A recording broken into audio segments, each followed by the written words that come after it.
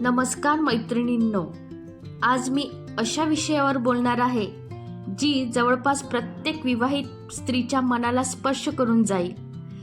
लग्नाचा दिवस प्रत्येक मुलीसाठी खास असतो.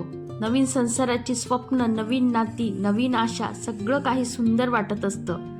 पण त्या सुंदर स्वप्नामागे एक अशी गोष्ट असते जी फार कमी लोकांना दिसते.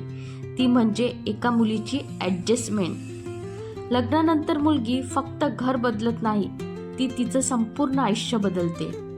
ज्या घरात ती लहानाची मोठी झाली, जिथे तिच्या प्रत्येक सवयी सर्वांना माहिती होत्या, जिथे तिचा हट्ट, राग, आनंद सगळं समजून घेतलं जायचं, ते घर ती एका दिवसात मागे सोडते आणि मग सुरू होतो तिचा नवीन प्रवास. नवीन घर, नवीन माणसं, नवीन नाती, नवीन जबाबदाऱ्या. सुरुवातीला ती प्रत्येक गोष्ट शिकण्याचा प्रयत्न करते. ती सगळं मनापासून शिकते. कुणाला काय आवडते, घरातील नियम काय, कुणाशी कसं बोलायचं. माहेरी तिचा आवडता पदार्थ बनायचा, पण सासरी ती आधी इतरांच्या आवडी लक्षात ठेवते. माहेरी दुःख झालं तर ती आईजवळ जाऊन रडायची, पण सासरी अनेकदा ती उशीमध्ये चेहरा लपवून अश्रू पुसते, कारण तिला वाटतंय कुणी गैरसमज करून घेऊ नये. हळूहळू ती स्वतःच्या इच्छा, स्वतःच्या आवडी बाजूला ठेवते आणि नात्यांना जपण्यासाठी स्वतःला बदलत जाते.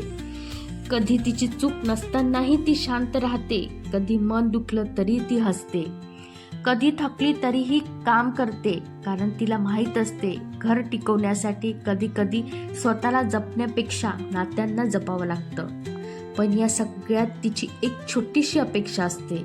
कोणीतरी तिच्या स्वप्नाची, तिच्या प्रयत्नाची दखल घ्यावी. कोणीतरी म्हणावं, तू खूप छान सांभाळतेस, कारण कौतुकाचे 2 शब्द तिच्या सगळ्या थकव्यावर औषधासारखं काम करतात. एक मुलगी जेव्हा सासरी येते तेव्हा ती फक्त एक घरात प्रवेश करत नाही, तर ती स्वतःचं संपूर्ण जग बदलून त्या घराला आपलं मानण्याचा प्रयत्न करत असते. म्हणून प्रत्येक सुनेकडे फक्त सून नाही तर मुलगी म्हणून पहा, कारण ती ज्या दिवशी माहेर सोडते त्या दिवशी ती खूप काही मागे सोडून येते.